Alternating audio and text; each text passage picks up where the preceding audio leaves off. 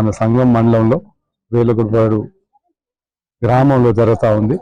ఎక్కడైనా పోయినప్పుడు మనం దాదాపు గత 5 సంవత్సరాలు మన ప్రభుత్వం వల్ల ఆ గ్రామానికి ఏం మేలు జరిగింది, వచ్చే 5 సంవత్సరాలు ఏం చేయబోతాం కూడా చెప్పడం జరుగుతుంది. ఆ కార్యక్రమం చేసేటప్పుడు కొన్ని మంది ప్రజలు వాళ్ళ ఇంకా ఏమైనా కోరుకునే విషయాలు తప్పకుండా చెప్తారు, మనకు తెలియపరుస్తారు. మా మెట్ట ప్రాంతం అయితే ఇంకా కొంచెం తీయగా మాట్లాడతారు, అంటే ఘాటుగా మాట్లాడతారు.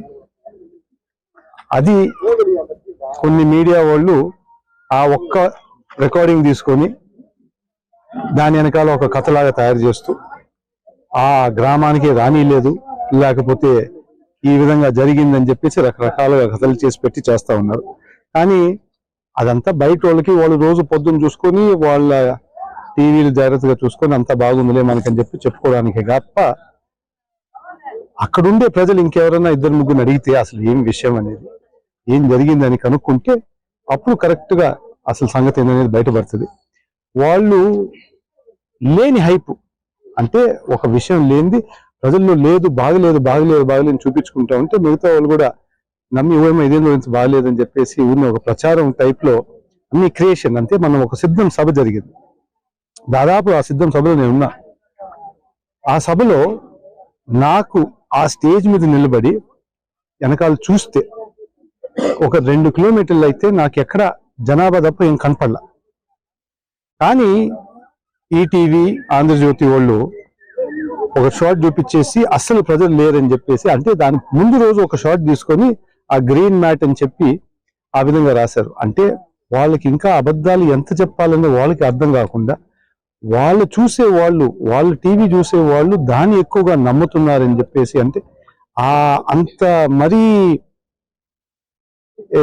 ప్రజలంతా అంత దద్దములు అనుకుంటున్నారు. వాళ్ళకి తప్పకుండా ఈ ఎలక్షన్ లో ప్రజలు తీర్పిస్తారు.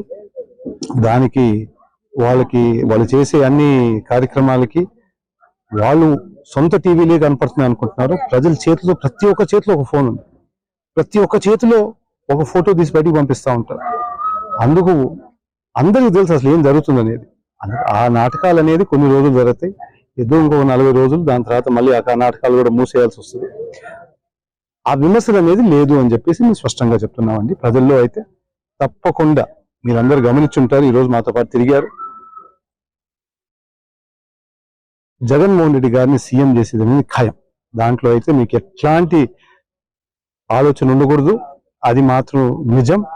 అందరూ సిద్ధంగా ఉన్నారు. రేపు జరగబోయే సిద్ధం మీటింగ్ మన కావల్లో జరుగుతుంది. ఇప్పుడే ఒక మీటింగ్ నుంచి బయటకు వస్తా ఉన్నాం. ప్రజలందరూ పంచాయతీ వారీగా మాకెక్కువ బస్సులు అని చెప్పి కోరుకుంటున్నారు.